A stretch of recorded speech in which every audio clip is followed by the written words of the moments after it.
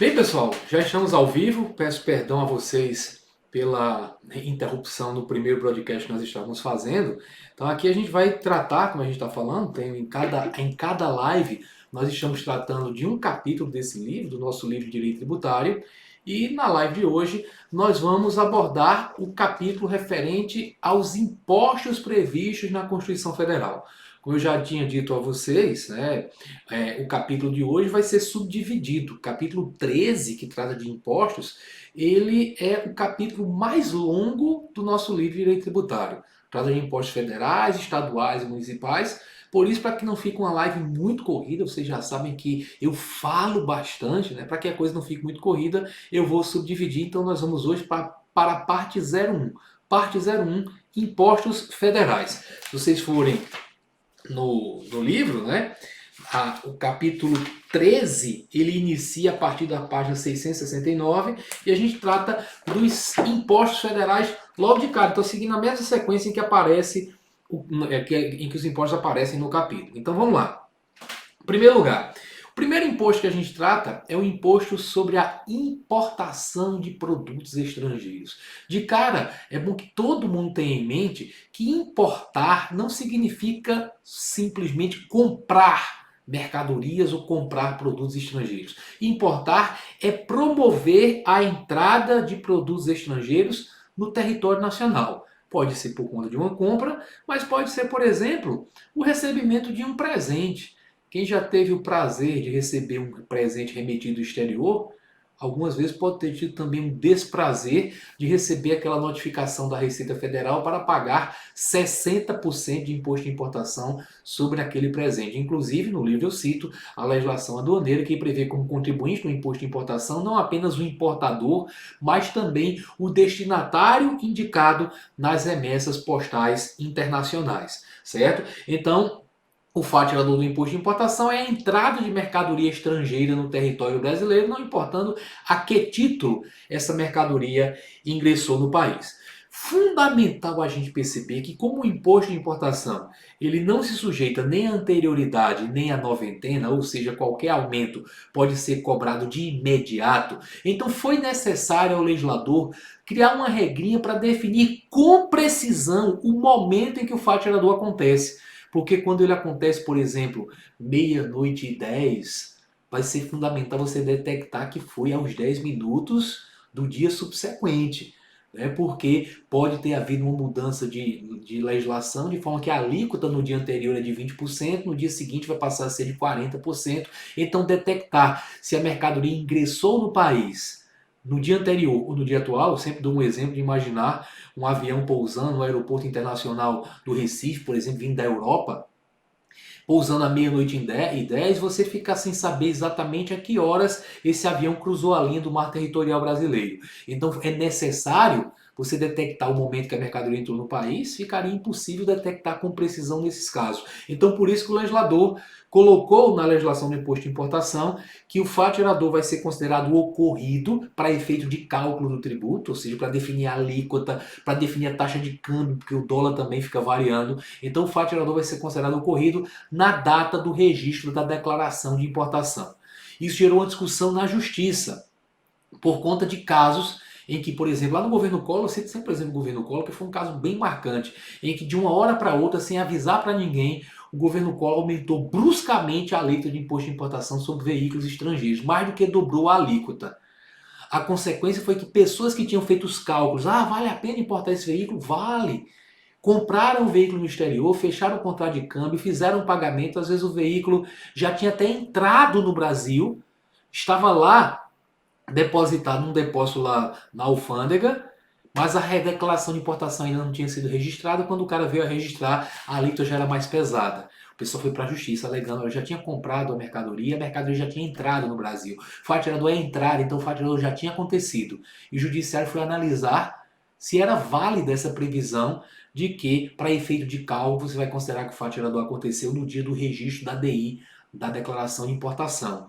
E o Supremo Tribunal de Justiça, o Supremo Tribunal Federal consideraram válidas essa regra. É bom lembrar que o Código Tributário Nacional naquele artigo que ele fala do momento da ocorrência do fato gerador, ele diz, artigo 116, né, quando ele fala de fato gerador definido com base em situação de fato e fato gerador definido com base em situação jurídica, ele diz que ele cria regras, mas essas regras são introduzidas por um salvo disposição de lei. Então a lei pode criar um elemento temporal do fato gerador. Por isso que para imposto de importação se fala do elemento material, que é a entrada da mercadoria no país, e o elemento temporal, que é o registro da declaração de importação. É esse elemento que vai definir a alíquota do tributo, é ele que vai definir a taxa de câmbio.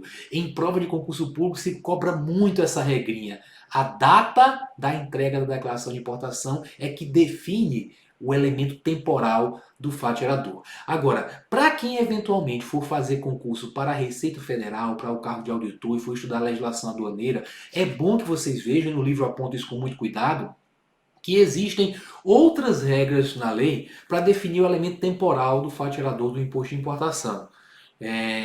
Porque existem casos em que nem declaração de importação existe. A própria remessa postal internacional, por exemplo. Alguém mandou uma remessa para você, você fez compra pela internet, por exemplo, não existe uma declaração de importação. A mercadoria ingressa no país, a Receita faz uma avaliação da mercadoria, chega ao valor aduaneiro, calcula o tributo e notifica para pagar. Como não tem declaração de importação, não daria para aplicar a mesma regra. Aí a regra, neste caso, vai ser o elemento temporal vai ser considerado o fato gerador ocorrido na data do próprio lançamento. Regra bem simplória, mas se colocou por questões práticas, né? Então, essa regra de que o fato gerador vai ser considerado ocorrido no registro da declaração de importação vale para o chamado regime de importação comum. Existem diversas outras circunstâncias, outros regimes de importação, e aí, claro, isso só cobra em prova quando você vai fazer concurso para auditor da Receita, que tem um detalhamento específico da legislação. Pode cair também para juiz federal, concurso para a esfera federal, basicamente, em que essa matéria seja objeto de cobrança. Quando você for estudar imposto de exportação, você vai ver que ele é bem semelhante ao imposto de importação, é o espelho, né, o reflexo do imposto de importação. Vejam, nem o de importação nem o de exportação obedecem à anterioridade, nem à noventena. Eles podem ter suas alíquotas alteradas por ato do Poder Executivo. Todos devem lembrar que, apesar de muitos livros dizerem pode alterar a alíquota por decreto do Presidente da República, devem lembrar que a Constituição não exige que seja ato do Presidente, nem dá o nome do ato. Exige que seja ato do Poder Executivo. E a regulamentação interna do Poder Executivo Federal, ela prevê que o ato que vai ser utilizado vai ser um ato, uma resolução da Câmara do Comércio Exterior, da CAMEX. A CAMEX é parte do Poder Executivo Federal, a resolução é ato do Poder Executivo, então isso aí está tudo ok. Então, imposto de importação e exportação tem suas alíquotas alteradas nos limites da lei por ato da Câmara do Comércio Exterior. E o Supremo Tribunal Federal já se deparou sobre essa regulamentação e diz que ela é plenamente válida, porque a Constituição Federal não exigiu que fosse decreto do Presidente da República, como muitos autores acabam citando que funciona assim. Agora veja como eu falei que é semelhante ao imposto de importação, o de exportação. No imposto de importação, o fato gerador é considerado ocorrido na data do registro da declaração de importação. Apesar dele ser definido materialmente como a entrada de mercadoria no país, a lei marca um momento que vai ser utilizado para efeito de cálculo. No de exportação acontece a mesma coisa. O fato gerador é a saída da mercadoria nacional ou nacionalizada do território nacional.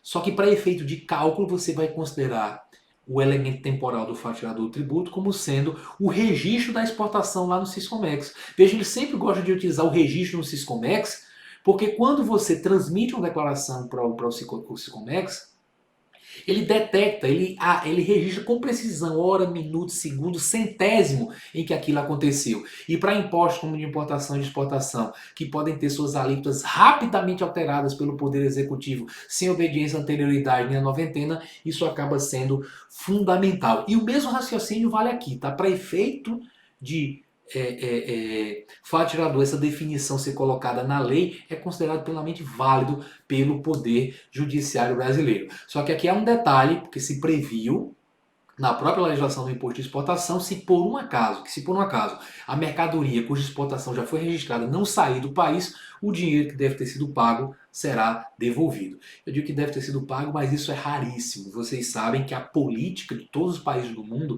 é exportar mercadorias, serviços, concorrer no mercado internacional. Não é exportar tributos, tá? Então é muito rara a cobrança do imposto de exportação. Bem, Logo depois eu começo a falar do importantíssimo imposto de renda, que a gente sempre chama de imposto de renda, mas na realidade o nome dele é imposto sobre a renda e proventos de qualquer natureza. Eu comento no livro o artigo 43 do CTN, que define o fato gerador do tributo e define o que é que você deve considerar para efeito de fato gerador do tributo como renda e como provento. E aqui vocês têm que ter atenção ao seguinte, tomar cuidado que o conceito de proventos para fins de incidência do imposto de renda é bem mais amplo do que aquele que você estuda em direito administrativo ou direito previdenciário. Nesses ramos, nós chamamos de provento o rendimento de quem está aposentado. Quem está aposentado não recebe subsídios, vencimentos, remuneração, recebe proventos. Em direito tributário, o valor que você recebe da aposentadoria também é proventos, mas o conceito de proventos vai muito além disso. O conceito de proventos vai envolver todos os acréscimos patrimoniais que não sejam decorrentes de renda. E aí vamos analisar direitinho. O que é renda? Para entender o que são proventos, você primeiro tem que entender o que é renda, né? Porque proventos é um conceito por exclusão, é tudo que aumenta patrimônio, mas que não decorra de renda. O CTN vai dizer que renda é o produto do trabalho, do capital ou da combinação de ambos, de capital com trabalho. Então, por exemplo, se você trabalha e recebe salário, você sabe que vai ter que pagar imposto de renda. É renda, produto do trabalho. Produto do capital, você não trabalha, mas tem uma grana e você investe em bolsa de valores, você investe em renda fixa. Então, aquele valor que você recebe é rendimento, só que produto não do trabalho, produto do capital.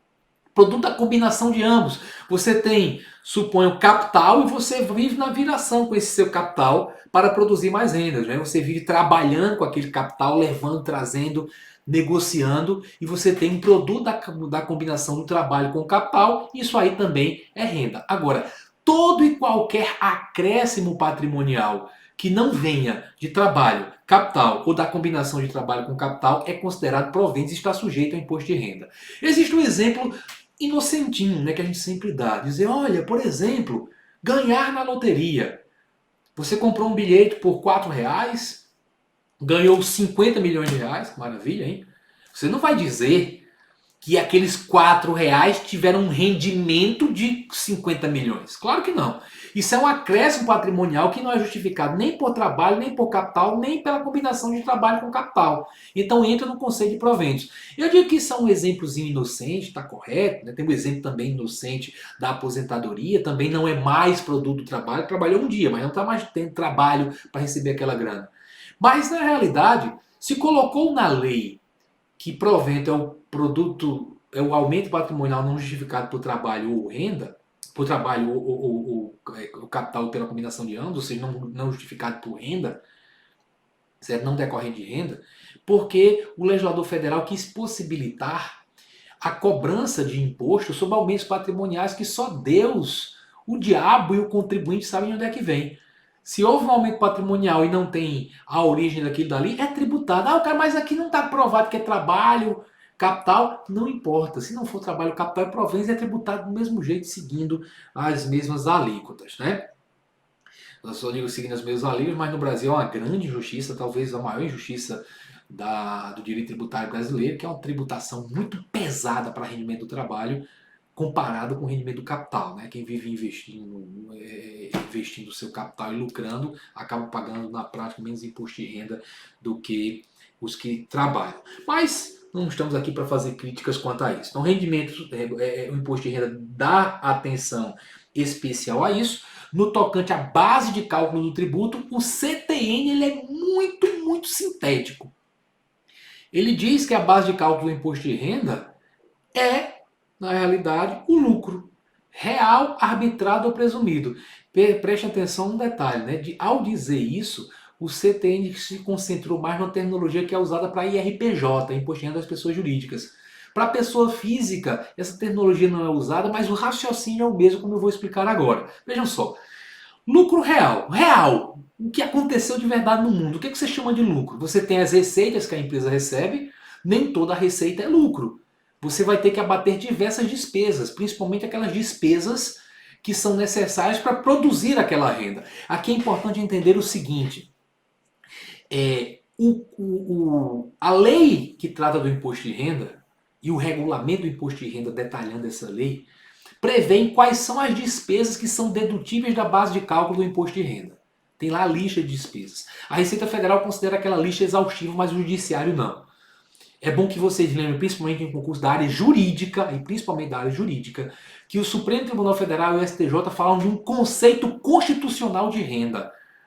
Então, o legislador não é livre para definir da maneira que ele bem entenda o que é que pode abater e o que é que não pode abater da base de cálculo do imposto de renda. Porque diz o Supremo que você não pode considerar como renda, portanto, tem que ser dedutível qualquer despesa, todas as despesas que tenham sido necessárias para produzir aquela renda.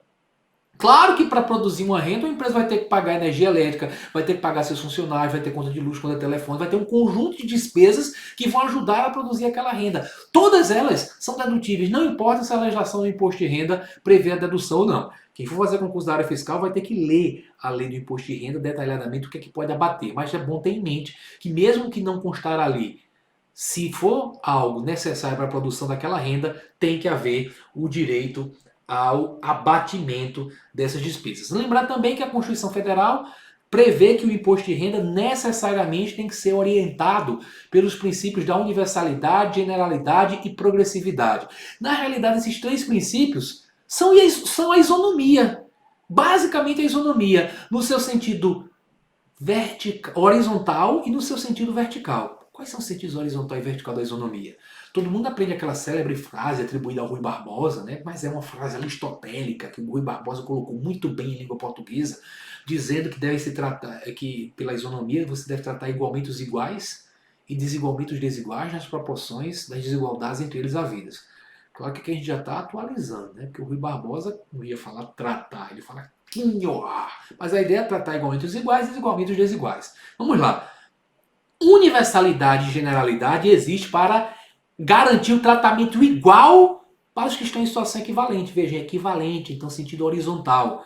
Universalidade e generalidade significam que devem ser tributadas todas as pessoas. Você não pode, por exemplo, dizer que magistrados, membros do Ministério Público e políticos não vão pagar imposto de renda. Não, você deve tributar todas as pessoas e todos os rendimentos. Por isso que a legislação fala em rendimento do trabalho, rendimento do capital e também tributação de acréscimos patrimoniais que não sejam justificados por trabalho ou capital. Então, na realidade, eu falo nem é de só tributar todos os rendimentos, é tributar todos os acréscimos patrimoniais. Então, tributar, veja, tem um aspecto objetivo, tributar todas as rendas, rendimento do trabalho, rendimento do capital, os outros acréscimos patrimoniais e tributar todas as pessoas. Um deles é generalidade. O outro é universalidade. Aqui há uma certa controvérsia doutrinária. Generalidade se refere a todas as pessoas ou universalidade é que se refere a todas as pessoas? Bem, apesar de existirem opiniões divergentes, em prova de concurso, ao que me parece, as bancas fincaram o pé, dizendo que generalidade é tributar todas as pessoas, se refere aos sujeitos, aspecto subjetivo. Universalidade é tributar todos os rendimentos. Ah, Ricardo, eu vou esquecer. Não vai, porque eu não vou deixar para você esquecer. Ligue generalidade a gente. Gente, pessoas, tributar todas as pessoas. Dizer que magistrado não paga imposto de renda seria agredir generalidade. Dizer que rendimento do capital não paga imposto de renda seria agredir universalidade. Os dois tentam tributar cada um na medida de sua capacidade contributiva. Ponto. Já a progressividade, ela serve para fazer valer na prática a isonomia no seu sentido vertical. Vertical você vê diferenças, né? Tratar diferentemente os que são diferentes. E aqui a diferença é a diferença de capacidade contributiva. Por isso que o imposto de renda tem diversas alíquotas, né? Você tem pessoas que têm rendimento muito baixo, em que o legislador considera que praticamente toda a sua renda é consumida para a subsistência, então não tem capacidade contributiva, fica zero de imposto de renda. A partir de um certo patamar, se entende que o cara já tem condições de contribuir com o Estado, contribui pouco, mas ele já tem condições de ter alguns luxos, então desses luxos ele tem um pouquinho para ajudar a atividade econômica do Estado em benefício de toda a coletividade, certo? Então você já começa a tributar com a alíquota de 7,5%, depois 15%, 22,5% e 27,5% para rendimentos mais elevados. Há uma proposta, inclusive, vocês devem ter visto, do atual governo federal, de reduzir a alíquota máxima de 27 mil para 20, mas em compensação acabar com deduções com dependentes, com saúde e com educação, o que, no meu entender, pode agredir o princípio, para não entender por aí, não agride o princípio da isonomia. Porque se você acabar com as despesas com os dependentes, aí, amigo, você vai tratar da mesma forma uma criatura que ganha 20 mil reais e vive para viajar e fazer farra, e uma pessoa que ganha 20 mil reais e tem 10 filhos. Isso não é isonomia, pelo amor de Deus. Não é mais paciência. Vamos ver se vão conseguir aprovar esse troço aí e mais se o judiciário vai manter esse tipo de alteração no ordenamento jurídico. Por enquanto, o que a gente tem que saber é generalidade, universalidade, tributar todas as pessoas, todos os rendimentos, todas aquelas patrimoniais, progressividade, tributar diferentemente cada um de acordo com a sua capacidade contributiva. Agora, como eu tinha falado, base de cálculo lucro real, arbitrado ou presumido. Então, o lucro real, quando você fala, que eu comecei e não concluí, lucro real ou lucro verdadeiro, que você apura verificando as receitas e abatendo as despesas que são necessárias para produzir aquela receita. Então, você chega ao lucro de verdade, o lucro real. Já o lucro presumido, veja, trabalha em cima de uma presunção, não é mais o real. O legislador raciocina da seguinte forma: olha, naquele setor da economia, naquela prestação de serviços, a margem de lucro do sujeito é de cerca de 32%. Então, ao invés de pegar a receita do sujeito e abatendo despesas para chegar a um lucro real, vamos fazer de uma maneira mais simples. Ele vai pegar a receita dele e multiplicar por 0,32. Então 32% da receita é o que nós presumimos que é lucro. Ah, já nesta atividade a margem de lucro é menor, então vai ser só 16%. Então multiplico por 32%, acho o lucro e depois aí aplico as alíquotas do imposto de renda. É em cima de uma presunção, o que tem uma vantagem para o fisco. Tem uma vantagem para o contribuinte, né, facilitar, para os dois tem praticidade, e para o fisco tem a vantagem que o fisco não se estressa mais com a possibilidade que sempre existe de o contribuinte estar inventando despesas. Você sabe aquilo que algumas pessoas físicas fazem? Não vou dizer que isso acontece no Brasil não, mas dizem que na França tem gente que pega recibo médico falso para bater da base de cálculo do imposto de renda e pagar menos imposto ou ter uma restituição maior. Pois é, essa mania feia existe uma coisa semelhante para pessoas jurídicas, também inflar as despesas para o lucro formal ficar baixo e pagar menos imposto. Quando você trabalha em cima do lucro presumido, isso aí não existe. Porque você não abate as despesas uma a uma, você aplica simplesmente um índice, tá? Já o lucro arbitrado não foi feito para ser uma opção do contribuinte. Ele existe porque quando o fisco verifica que determinada pessoa, por exemplo, ela era obrigada, porque tem gente que não pode optar pelo lucro presumido, ela era obrigada a pagar o imposto de renda pelo lucro real, certo? Ou fez opção pelo lucro real, então tinha que ser pelo lucro real. Mas o fisco verifica, por exemplo, que a escrita fiscal do sujeito está um caos, que não há como se chegar ao lucro real. Então você não vai dizer, ah, já que eu não consigo achar o lucro real, tudo bem, você não paga imposto esse mês. Claro que não vai se fazer isso. Além da multa pelo sujeito ter criado esse caos na sua contabilidade, ele vai pagar o lucro de acordo com o valor, vai ser arbitrado pelo fisco de acordo com parâmetros legais. Então é basicamente essa ideia, lucro presumido, real e arbitrado. Tá? Agora, para a pessoa física, o CT não tem uma regra expressa qual é a base de cálculo, mas é bem parecido. A gente não usa essa nomenclatura real e presumido para a pessoa física, mas é basicamente o que acontece quando você vai fazer a opção de sua declaração de imposto de renda ser simplificada ou completa. A declaração completa, você abate os seus rendimentos, certas despesas que você comprove. Ou, até hoje, por exemplo, você abate educação, despesa com saúde, de um valor padrão por dependente, você abate despesa com previdência privada, você abate diversas despesas. Vejam que isso se assemelha à lógica do que lá em IRPJ a gente chama de tributação pelo lucro real. Agora, a pessoa física pode fazer a opção de trocar todas essas deduções por uma dedução padrão.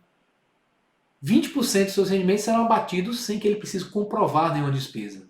Vejam que isso é equivalente a presumir que o que sobra para o sujeito é 80%, né? Então é aplicar 0,8 e dizer que a base de cálculo é 80% dos rendimentos que foram recebidos. Bem parecido com o lucro presumido. E claro, se o contribuinte não declara nada e está um caos, a Receita percebe aumentos patrimoniais, aqueles sinais exteriores de riqueza com origem não comprovada, o poder público vai usar técnicas para se chegar ao que vai ser a base de cálculo do imposto de renda, de acordo com o aumento patrimonial que ele tem, que é bem semelhante à técnica do lucro arbitrado. Não estou dizendo, ninguém vai dizer por aí que Ricardo Alexandre disse em aula que a base de cálculo do imposto de renda da pessoa física é o lucro real arbitrado ou presumido. Eu só estou mostrando para vocês que o CTN fala em real arbitrado ou presumido sem fazer a distinção que a legislação faz em imposto de renda da pessoa física e pessoa jurídica, mas a mesma lógica, apesar da terminologia não ser utilizada, a mesma lógica que é usada para pessoa jurídica em que essas palavras são utilizadas, real, arbitrado e presumido, é também utilizada para o caso do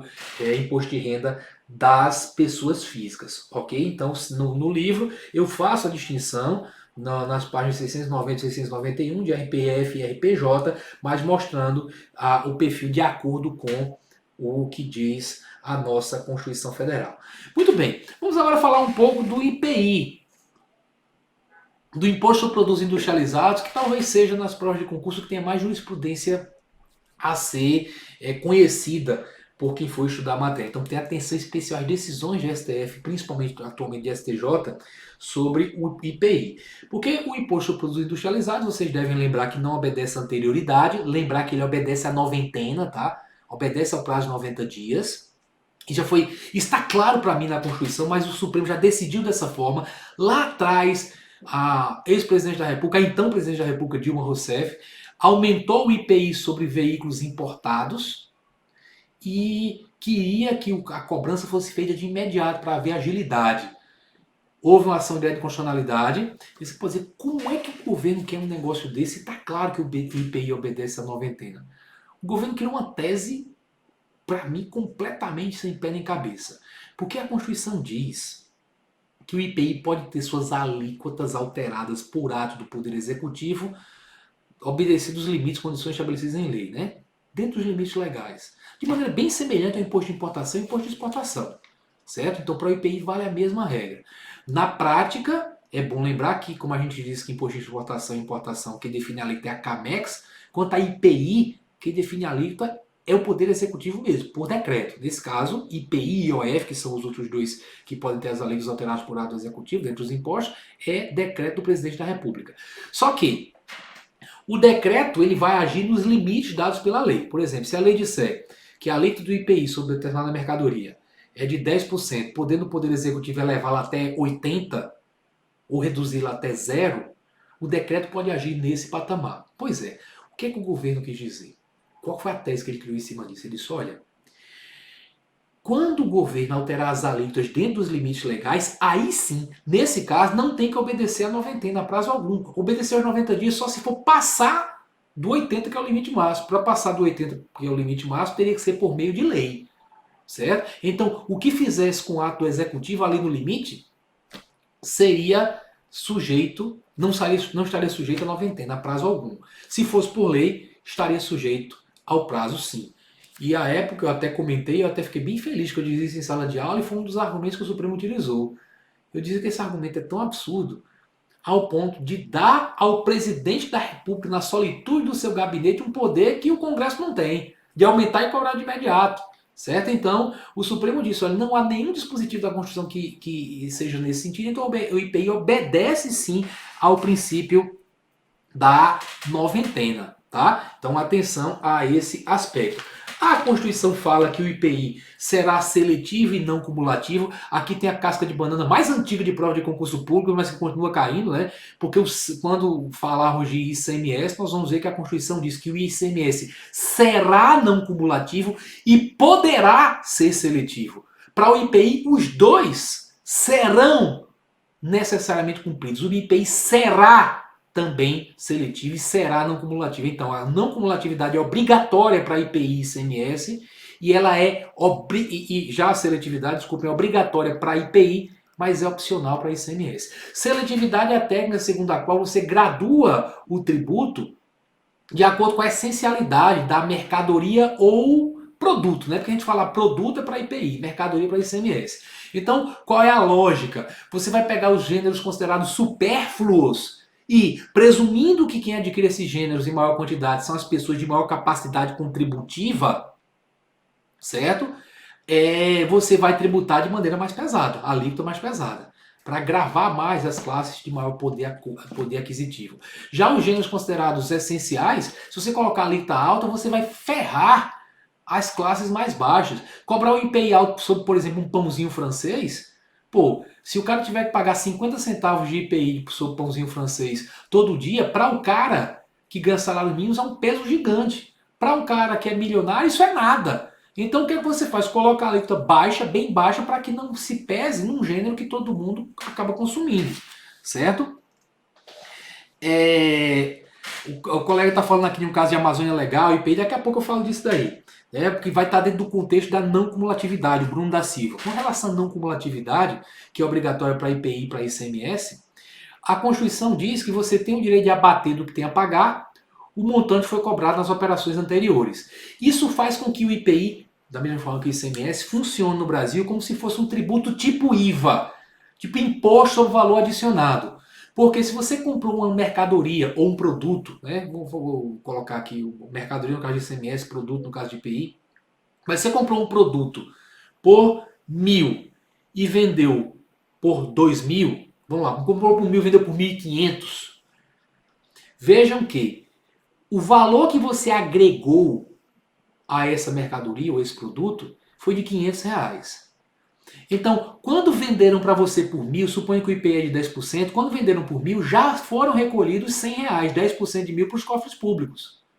Quando você vender por 1.500, você não vai recolher R$ 150, porque os cofres públicos já receberam 100. Então você vai fazer 150 menos 100 e pagar só os 50. Então o poder público recebe 150, que é o valor da alíquota do IPI, sobre o valor final da mercadoria que você está vendendo. Certo? Então, você na prática faz com que percebam que você só paga o tributo sobre o valor que você agregou, que você adicionou. Se você comprou por 1.000 e vendeu por 1.500, você agregou o valor de R$ 500. Então você vai pagar 10% de R$ 500, R$ 50. Veja que eu fiz o cálculo de duas formas diferentes. Você pode usar a técnica que a Constituição utiliza, quer dizer, você tem direito de abater do que tem a pagar o valor cobrado nas operações anteriores. Então, quando você vendeu por 1.500, 10% de 1.500, 150, você abate o que foi pago anteriormente. Abate os R$ 100 da venda para você. Essa é uma maneira de fazer um cálculo. Mas eu quero que vocês percebam que, na prática, isso faz com que você tribute só o acréscimo. Outra maneira de chegar aos R$ 50 é dizer, eu acrescentei de valor R$ 500. E, portanto, vou pagar 10% só sobre os 500. Vou pagar os R$ 50. Eu fiz essa explicação rapidinha aqui sobre o princípio da não cumulatividade para que a gente tome cuidado de perceber que para o Supremo Tribunal Federal, depois de muitas discussões, vocês vão achar decisões em sentido contrário, mas decisões antigas, ele adotou, depois de muita discussão, a tese da dupla oneração ou dupla incidência. Vou dizer dupla incidência, que não é a expressão mais técnica, mas a mais utilizada. Dizendo que você, contribuinte, para ter direito a crédito de IPI para abater das operações futuras, lembra quando eu falei para você, se comprou por 1.000 com 10%, você se acredita daqueles R$ 100.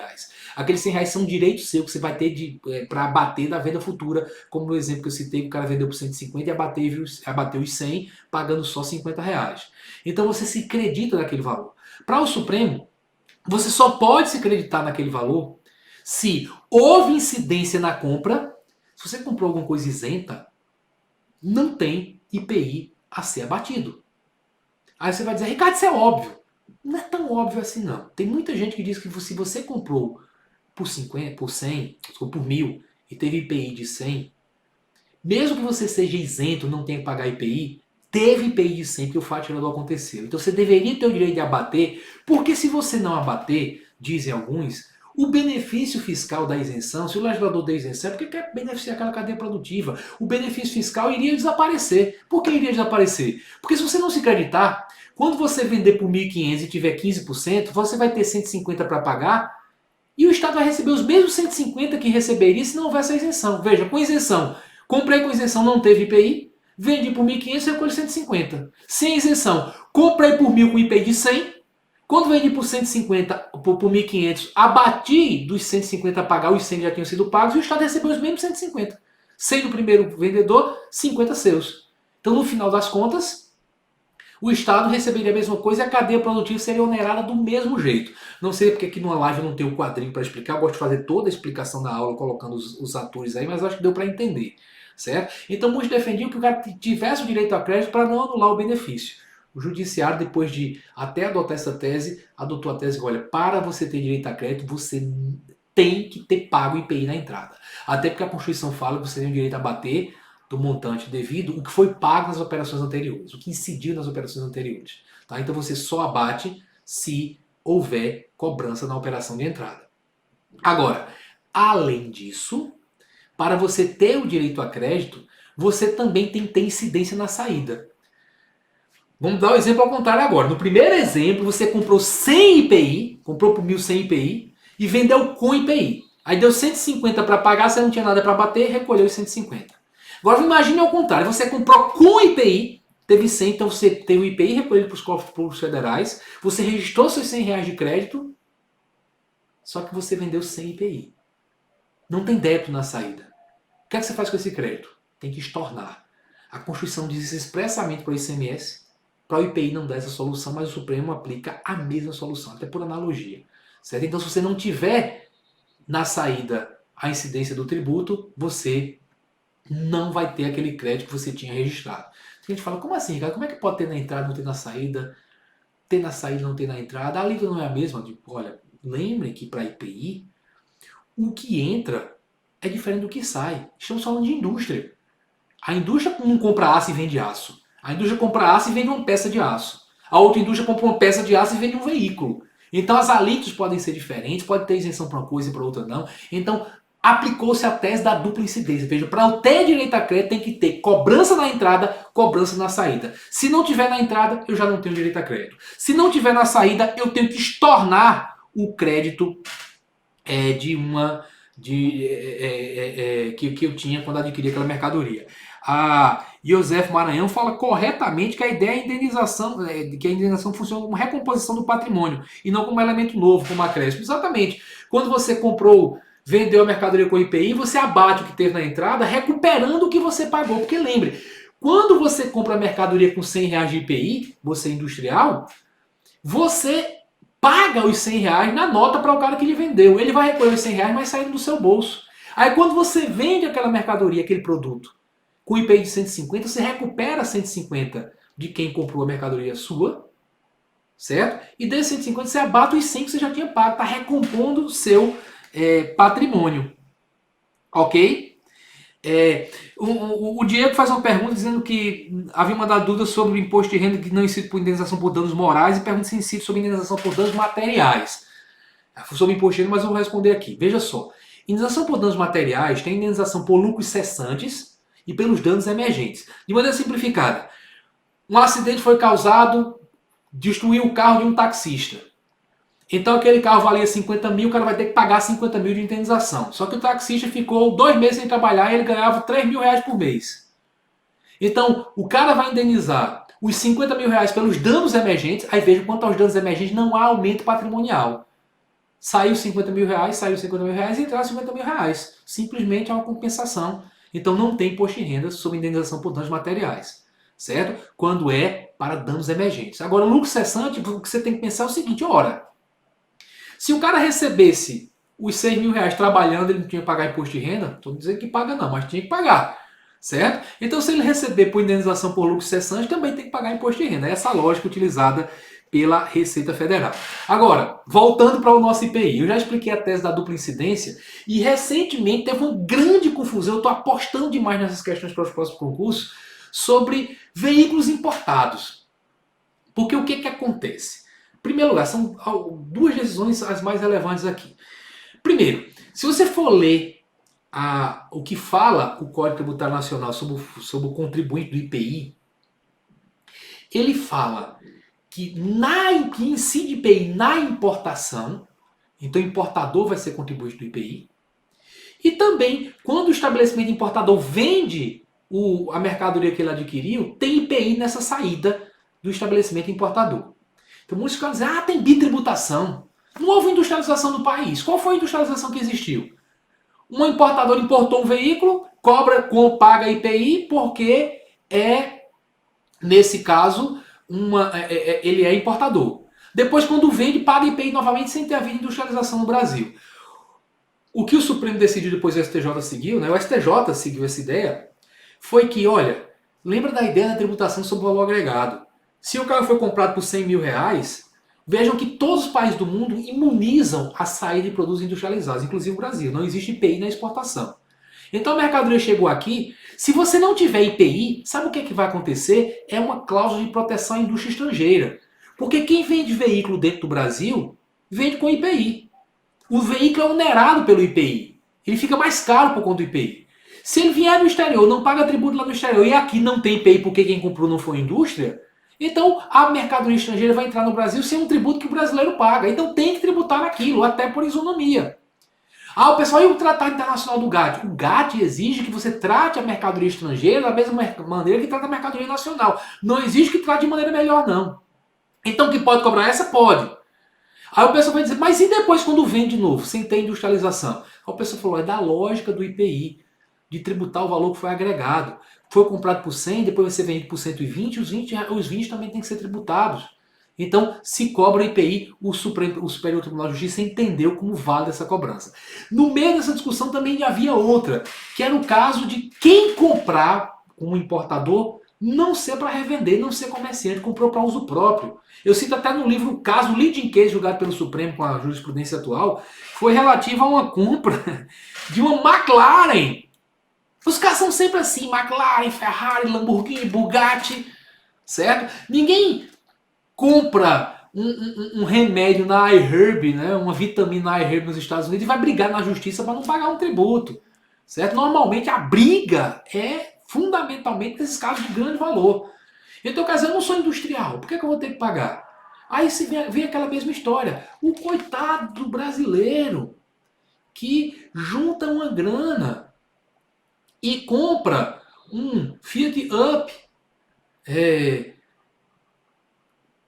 vai pagar IPI, não há dúvida disso. E o cara comprou, com todo respeito a Fiat Up, estou elogiando, acho o veículo bem legal. Comprou uma McLaren e não vai pagar, seria benefício fiscal para a indústria estrangeira. Então o STJ concordou tanto com essa incidência nessas duas etapas, quanto concordou com a cobrança dos importadores. Agora, detalhe, vamos falar aqui do caso de Manaus. Eu falei para vocês da tese da dupla incidência, que para você ter direito a crédito do IPI, tem que haver cobrança do IPI na entrada, cobrança do IPI na saída. Quando não há cobrança na entrada, seja qual for o motivo, você não tem direito a crédito. Eu falo seja qual for o motivo, porque existem basicamente 3 motivos cujas consequências foram equiparadas pelo Supremo Tribunal Federal. Você pode não pagar na entrada porque a alíquota é zero. O governo, por exemplo, usando seu poder de alterar a alíquota por decreto, baixou a alíquota para zero. Certo? Pode não pagar porque o bem é isento, a alíquota não é zero, mas a lei dispensa o pagamento, que é a definição legal de isenção. Ou pode não pagar porque é um caso de não incidência. Você pode ter comprado, por exemplo, um produto primário, que como não é industrializado ou não tem imposto sobre produtos industrializados. Aí você vai dizer, e como é que vai ter na saída? Lembre que é uma indústria. Você comprou trigo e produziu pão ou uma cerveja de trigo. Então você pode ter na saída, certo? Então, se não tem na entrada, seja por não incidência, alíquota zero ou isenção, você não tem direito a crédito. Mas, recentemente, no ano passado, o Superior Tribunal de Justiça, o Supremo Tribunal Federal, melhor dizendo, discutiu a questão de produtos vindos da Zona Franca, que tem um benefício fiscal, basicamente uma isenção para entrar no Brasil, entrar no resto do Brasil, digamos assim, né? Entrar na parte que não é Zona Franca. E a consequência seria que, se não houve nessa etapa Zona Franca para o Brasil, não houve a cobrança do IPI, então não deveria haver o direito a crédito de quem adquiriu quando for vender. Só que nesse caso o Supremo diz que se for fazer dessa forma, lembra que quando você não dá o direito a crédito, na saída tem que pagar tudo, praticamente anula o benefício. Aí, se for dessa forma, vai praticamente anular o benefício que o legislador constituinte. Veja que apesar de ser no ADCT, está lá na Constituição Federal, no ADCT, a previsão de benefícios para a Zona Franca de Manaus. A ideia é desenvolver o país, levar desenvolvimento para essa área. Quem é da região sabe o quanto isso é importante. Eu lembro de certa feita fui Quando tem concurso da Receita, eu saio andando o país todo tentando prever o que vai cair nas provas dos concursos, né? E eu lembro que de certa feita eu fiz uma aula em Belém e depois fiz em Manaus na mesma semana. E o pessoal fez um comentário que eu achei bem interessante. Ele disse, olha, quando você vai chegando em Belém, você vê próximo à cidade já uma certa devastação da floresta, num patamar muito mais alto do que você vê quando vai chegando em Manaus. Aí eu, tem razão, isso acontece mesmo. Mas por quê? O cara fala, por conta da Zona Franca. A presença da Zona Franca em Manaus faz com que o emprego esteja mais disponível para os manauaras. Então eles não precisam tanto da floresta para garantir a sua renda.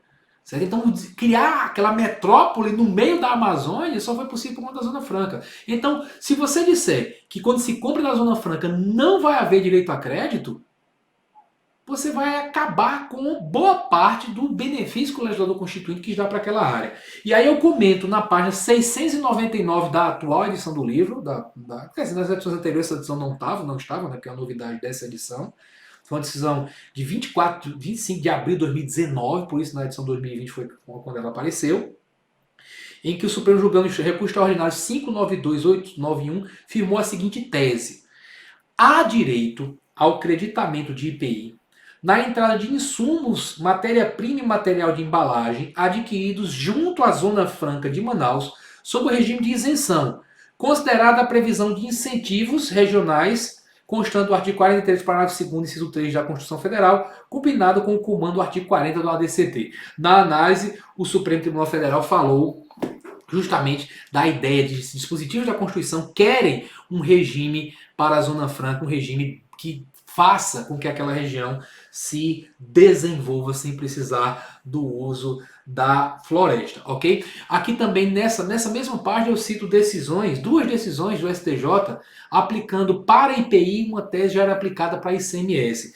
Primeiro, não havendo direito à correção monetária dos créditos escriturais. Imagine que o cara, por exemplo, comprou um monte de insumos, creditou-se daquele IPI todo, mas demorou por uma questão de mercado para vender os produtos que produziu com aqueles insumos. Então ele ficou com aquele crédito acumulado muito tempo. Aí ele vai pedir, eu quero o direito a corrigir monetariamente esses créditos. O que é que o Supremo Tribunal Federal disse? Isso não é um direito constitucional. A Constituição não dá direito à correção monetária dos créditos. Se der, quem for dar tem que ser a lei. Então, ou a lei dá, ou o direito à correção monetária dos créditos escriturais porque ficam lá escriturados na escrita fiscal do contribuinte, esse direito não vai existir, ok? Então não há direito a crédito, salvo quando a legislação dá. Para ICMS, alguns estados dão, mas o normal é não dar. Ponto! Agora, o Supremo diz que o cara vai ter direito a corrigir sim, se a não utilização dos créditos escriturais não aconteceu por uma situação de mercado. Foi o Estado que impediu o uso. O Estado glosou aquele uso injustamente. Para ICMS acontece muito. De o Estado dizer, você não tem direito a crédito nesse caso, manda o contribuinte glosar, às vezes faz até uma autuação, o cara vai brigar na justiça, passa anos para poder usar aquele crédito. Aí quando ele vai usar, ele diz, olha, eu não usei. Não foi por conta de questão de mercado, não. Não foi porque eu não tinha débito para bater, não. Não usei porque o Estado não deixou. Aí nesse caso, se vocês olharem também nessa página 699, está grifado, no ponto que eu falo, no entender do STJ, há o direito à correção monetária quando legítimo direito de creditamento, certo?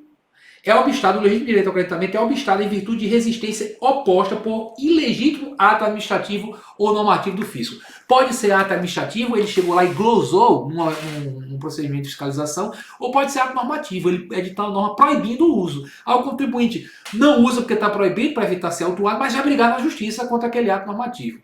Se ele mostra que tinha o direito ao creditamento, não vai haver, ele vai ter o direito à correção, certo? O Iosef, ele faz uma pergunta aqui sobre nomeações no Tribunal de Contas do Estado de Pernambuco. Depois me manda um e-mail que eu vou tentar falar com a administração para ver se tem alguma notícia a respeito disso. No momento eu não estou autorizado a falar em nome do Tribunal de Contas do Estado de Pernambuco, sou do Ministério porque atua junto ao Tribunal de Contas, conheço algumas pessoas por lá e posso tentar catar essa informação. Sinceramente, perdão, porque eu não tenho acompanhado quanto às nomeações a serem feitas lá. A gente está num momento complicado, né, de orçamento para o estado todo e talvez isso esteja repercutindo nessa programação. Mas me passa a mensagem depois que eu faço essa pergunta. Beleza? Muito bem. Então, atenção para esses aspectos aí mais importantes referentes ao IPI. Repito, isso aqui é uma live, não é exatamente uma aula, né? Eu não digam que Ricardo analisou um monte de impostos federais em uma hora, né? Estou tentando aqui trazer os pontos que eu considero mais importantes. Vocês precisam ler todo o texto. Eu estou destacando as decisões de maior relevância que podem ser objeto de cobrança nas provas mais complicadas a que porventura vocês venham a se submeter. Quanto ao IOF, Imposto sobre Operações Financeiras, é também um tributo extra fiscal, né? Também pode ter suas alíquotas alteradas por ato do executivo, também nesse caso é decreto, não é ato da CAMEX. CAMEX é só para o imposto de importação e de exportação. Tá? Quanto ao IOF, é decreto do Poder Executivo, nos limites da lei também, como acontece para IPI, Imposto de Importação e Exportação, e lembrar que também não obedece a prazo algum, nem a anterioridade, nem a noventena para sua cobrança. A melhor maneira de estudar IOF, pelo menos a parte legal para você não cair em armadilha, eu aconselho fortemente que você pegue 4 folhinhas para que você anote. IOF câmbio numa folhinha, nota IOF crédito, nota IOF seguros e nota IOF títulos ou valores imobiliários. Porque na realidade, apesar de a gente falar imposto sobre operações financeiras, isso é praticamente um apelido. Esse imposto é a soma de 4 impostos bem diferentes entre si, que se assemelham nos fatos geradores no tocante somente a serem operações que podem ser chamadas de financeiras. Mas vejam, um dos fatos geradores é crédito, você pediu dinheiro emprestado no banco, vai pagar o IOF. Outra é câmbio, você converteu reais em dólares, porque vai viajar para o exterior, vai pagar o IOF câmbio. Depois você conseguiu voltar do exterior com dólar ainda e vai trocar por reais, vai pagar o IOF câmbio de novo. No outro caso, operação de seguro, você contratou um seguro para o seu veículo, vai pagar IOF seguros. Outra, uma negociação de títulos e valores imobiliários. Veja, são coisas muito diferentes. Então você vai ter que montar uma folhinha para cada um, para ajudar cada um desses 4 impostos somados num pacote. Aí você vai ver, quando o CTN for falar, fato gerador do IOF vão aparecer 4 incisos, porque são 4 fatos geradores bem distintos. Base de cálculo vão ter 4 bases de cálculo diferentes. E por aí vai. Então os contribuintes e responsáveis vão ser diferentes também. Então você tem que memorizar aquilo ali, porque as bancas adoram cobrar literalidade isso daí. Para o IOF não tem tanta jurisprudência que é muito cobrada. Gosto de cobrar muito em prova, por exemplo, a absurda tentativa que o governo federal já fez de cobrar IOF sobre saque em caderneta de poupança. Pelo amor de Deus. A caderneta de poupança é minha. Se eu saquei, eu não estou fazendo uma operação de crédito. O dinheiro é meu. Ninguém está me emprestando dinheiro. Também não é uma negociação de títulos. Certo? Então não pode haver IOF nesses casos. Apesar de não ser formalmente um imposto chamado de imposto sobre patrimônio, ele acaba gravando o patrimônio da pessoa. Você tem uma operação, você faz uma compra de títulos, você troca moedas, um pedaço do seu dinheiro é comido pelo IOF.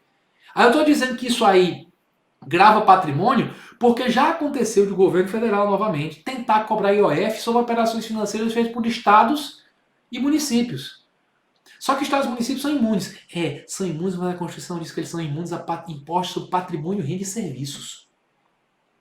E aí diz, IOF é só operações financeiras, mas o Supremo diz, grava o patrimônio. Então a imunidade também se aplica aqui, tá? Quanto ao imposto na propriedade territorial rural, lembrar que ele não tem o P de predial, é só sobre o terreno, imposto sobre propriedade territorial rural. Isso é para completar a lógica de ele ser um tributo destinado a desestimular a manutenção de propriedade improdutiva. Por que completar a lógica? Porque as alíquotas são fixadas olhando o grau de produtividade. Você verifica o quanto aquela terra é produtiva. Se, por exemplo, você utiliza 60% da área agricultável com agricultura, você tem 60% da área útil sendo utilizada, você tem uma alíquota. Se você no outro ano passou a utilizar 100%, a alíquota vai diminuir. Então, quanto mais você produz, menos ITR você paga. Mas isso é completado pela base de cálculo ser só o valor do terreno, não englobar o prédio, não ter P de predial, ser só o territorial. Por que é completado por isso? Porque se fosse igual o ITR, o IPTU, tributando também o prédio, você, quando produzisse mais, construísse uma sede, usasse mais aquela propriedade rural, a base de cálculo iria aumentar, porque o imóvel aumentaria de valor. Mas não, a base de cálculo é só o valor da terra nua, nuinha, sem nada em cima. Então, a alíquota diminui quando você produz mais, quando você usa propriedade, e a base de cálculo continua a mesma, que garante que você vai pagar menos imposto. Aqui, lembrem daquela decisão do Supremo Tribunal Federal e do STJ, né, dizendo, a decisão do STJ, dizendo que quando o imóvel está em área rural, mas tem destinação, desculpa, está em área urbana, mas tem destinação rural, ele paga ITR. Contrariando o que diz o código, que o código usa a localização. Se está em área urbana, IPTU, se está em área rural, ITR. Só que em 67 ainda, desculpa, em 1966, quando o CTN foi editado, logo depois veio um decreto-lei que diz que imóvel em área urbana com destinação rural paga ITR. Quando foi feito isso, o CTN ainda não tinha status de lei complementar. Ele só passou a ter status de lei complementar com a Constituição logo depois. Então, ele foi derrogado nesse ponto. Então, o Decreto-Lei 57 de 66 está em vigor ainda, pelo menos o artigo 15, que é o artigo que diz que imóvel em área rural, desculpa, em área urbana com destinação rural, ele paga ITR por conta desse decreto. Tem muita gente que diz, Ricardo, mas em 1972 veio uma lei que revogou o decreto todo. Só que o STJ disse o quê? Ora, como esse ponto do decreto, o artigo 15, traz uma norma para dispor sobre conflito de competência, evita conflito de competência entre a União querendo cobrar ITR e o município querendo cobrar IPTU, então, norma que dispõe sobre conflito de competência em matéria tributária tem status de lei complementar. Já foi recebida como lei complementar pela Constituição de 67, que tinha um artigo parecido com o atual artigo 146 da Constituição. Veja que no artigo 146, inciso 1 da Constituição, se diz que cabe a lei complementar dispor, trazer regras sobre conflito de competência. Então, tinha esse status já. 72 veio ao mundo a lei ordinária e tentou revogar isso, não conseguiu. Então, para o STJ, continua valendo a regra que diz que, mesmo em área urbana, se o imóvel tiver destinação rural, ele estará sujeito a ITR. Para todos os outros casos, o que importa é a localização. Localizado em área urbana, IPTU. Localizado em área rural, ITR. Salvo imóvel em área urbana com destinação rural por conta do decreto 15, artigo 15 do Decreto-Lei 57 de 1966. Então, dê atenção especial a isso. E, por fim, quanto ao imposto de grandes fortunas, nós estamos diante do único imposto que foi previsto pela Constituição Federal, mas não foi criado até hoje, muitos falando que esse imposto não é criado porque as grandes fortunas estão muito bem representadas no parlamento. Mas majoritariamente se entende que se um dia ele vier a ser criado, só poderá ser criado por lei complementar. Eu digo majoritariamente porque tem uma pequena parcela da doutrina que diz não se exige lei complementar na Constituição para criar imposto sobre grandes fortunas, não. Lá se diz que ele será criado nos termos de lei complementar e não por lei complementar. Se for para criar nos termos de lei complementar, todos os impostos são criados nos termos de lei complementar. Porque para todos é necessário uma lei complementar, definir fato gerador, base de cálculo e contribuintes. Para mim, quando a Constituição fala só especificamente, melhor dizendo, para o imposto sobre grandes fortunas, que ele será criado nos termos de lei complementar, a criação tem que ser toda por lei complementar, como define a maioria da doutrina e como aparece em praticamente todas as provas de concurso público. A ATL Camila pergunta se há a possibilidade da Juspod lançar o cupom de desconto para o livro de novo. Todos os dias que tem live ele lança esse cupom. Só no período, não sei quanto tempo fica depois da live, mas se você olhar no meu Instagram mesmo, tem a divulgação aí do período de tempo durante o qual o livro, naquele períodozinho da live, acho que daqui a pouquinho deve começar ou daqui a pouquinho terminar, o cupom fica com um cupom de desconto por aquele período, né? Porque é um incentivo da editora para quem está acompanhando a live também consumir, digamos assim, a obra do autor. Ok? Bem, com isso a gente termina esse grande resumão. Desculpa que eu falei falando bastante aqui, olhando um pouquinho as mensagens aqui, mas o tempo é bem curto, daqui a pouco o Insta me derruba, né? Então, falando o máximo possível dos pontos que têm maior relevância sobre cada um desses impostos. Então, dê atenção especial a esses pontos e na próxima live a gente vai tratar dos impostos estaduais. Ela acontecerá nesse mesmo bate-canal, nessa mesma bate-hora, às 19 horas da próxima terça-feira. Muito obrigado a todos. Muito obrigado pelos elogios exagerados aqui também. Chamando de mito Gustavo Afonso. O Volkswagen Apple, não sei se o cara ficou chateado aqui. O DL Dayfrius, então, Rafael Conte também dizendo que é perfeito. Muito obrigado. Muito obrigado mesmo pela participação de todos. Sensacional, estou gostando muito de fazer esse trabalho e até a nossa próxima live. Dessa vez eu vou conseguir sair antes do Insta me derrubar. Beijo no coração, até a nossa próxima live. Tchau, tchau.